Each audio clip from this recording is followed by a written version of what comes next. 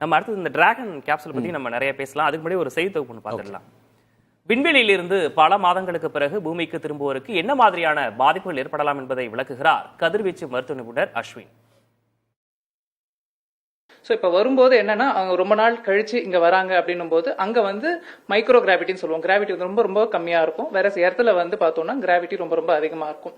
So அப்படி இருக்கும்போது அங்கே போயிருக்கும்போது அவங்களுக்கு என்னென்ன சேஞ்சஸ் இருக்கும்னா மொத்த பிளட்டும் கீழே இருந்து வந்து மேலே புஷ் ஆயிருக்கும். ஸோ ஃபேஷியல் ஏடிமா பஃபினஸ் இதெல்லாம் அங்கே இருந்திருக்கும். இப்போ அவங்க திரும்ப வரும்போது ஃபர்ஸ்ட் என்ன வரலாம் அப்படின்னா யூஸ்வலாக வந்து ஆஸ்ட்ரோனட்ஸ் ரொம்ப நாள் அங்கே ஸ்டே பண்ணிட்டு இங்கே வரும்போது நாசியா, அதாவது வயிற்ற பெரட்டல், ஒமட்டல், வாமிட்டிங், ஒரு மாதிரி டயர்ட்னஸ் இதெல்லாம் ஃபர்ஸ்ட் இருக்கலாம். அடுத்து பார்த்தீங்கன்னா சர்க்குலேட்டரி சிஸ்டம், ஃபார் எக்ஸாம்பிள் நாங்கள் சொன்னது வந்து மைக்ரோ கிராவிட்டினால மேலே எல்லாமே ரத்த ஓட்டங்கள் மேலே போயிருக்கும். இப்போ கீழே வரும்போது என்ன ஆகும் அப்படின்னா ஆர்த்தோஸ்டாட்டிக் ஹைப்போடென்ஷன், கொஞ்சம் பிளட் ப்ரெஷர் லோவாக இருக்கிறதுனால கொஞ்சம் தலை சுத்தல் கிடினஸ் இருக்கலாம். இது இல்லாத ஸ்பேஸ்ல ரொம்ப நாளா இருக்கும்போது என்ன ஆகும்னா நம்மளுக்கு வந்து இப்போ ஹெமிப்ளீஜியா பேஷன்ஸ் எல்லாம் பார்த்திருப்போம். அவங்களுக்கு வந்து அதாவது பக்கவாதம் வந்தவங்க, அதாவது ஒரு பக்கம் கை கால் விழுந்து செயல்படாத இருக்கவங்களுக்கு வந்து டிஸ்யூஸ் அட்ரோஃபி அப்படின்னு சொல்லுவோம். அதாவது வந்து அவங்க யூஸ் பண்ணாததுனால அது அட்ரோஃபியா இருக்கும். இதே ஜிம் போற பர்சன்ஸ்க்குலாம் பாத்தீங்கன்னா ஹைப்பர்ட்ரோஃபி இருக்கும், மசில் வந்து நல்லா இருக்கும்.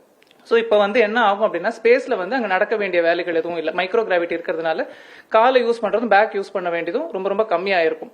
அப்படின்னு இருக்கும்போது அவங்களுக்கு வந்து அந்த leg muscles and back muscles வந்து அட்ரோஃபி ஆயிருக்கும். ஸோ அவங்க நடக்கிறதுக்கு அதுக்கப்புறம் மூவ்மெண்ட்டுக்கு எல்லாத்துக்குமே வந்து அஃபெக்ட் ஆகலாம். ஸோ இதெல்லாம் இருக்கும். அது இல்லாத வந்து போன்ல வந்து கால்சியம் டெபாசிஷன் கம்மியாக இருக்கும். போன் ஏன்னா வந்து மசில் நல்லா ஹைப்பர்ட்ரோஃபி ஆகி அந்த ஸ்ட்ரெஸ்ல தான் வந்து போன் நல்ல க்ரோத் இருக்கும்.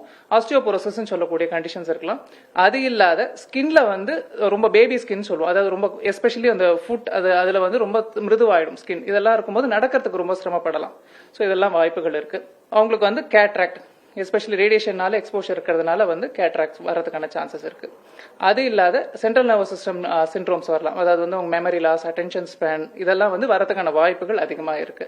ஸோ இதுக்கப்புறம் ரொம்ப லேட்டா வரக்கூடிய சைட் எஃபெக்ட்ஸ் பார்த்தோம்னா ரேடியேஷன் எக்ஸ்போஷர் இருக்கிறதுனால அவங்களுக்கு வந்து கேன்சர் போன்ற, அதாவது solid tumours as well as வந்து லுக்கீமியா வரதுக்கான சான்சஸ் அதிகமாக இருக்கு.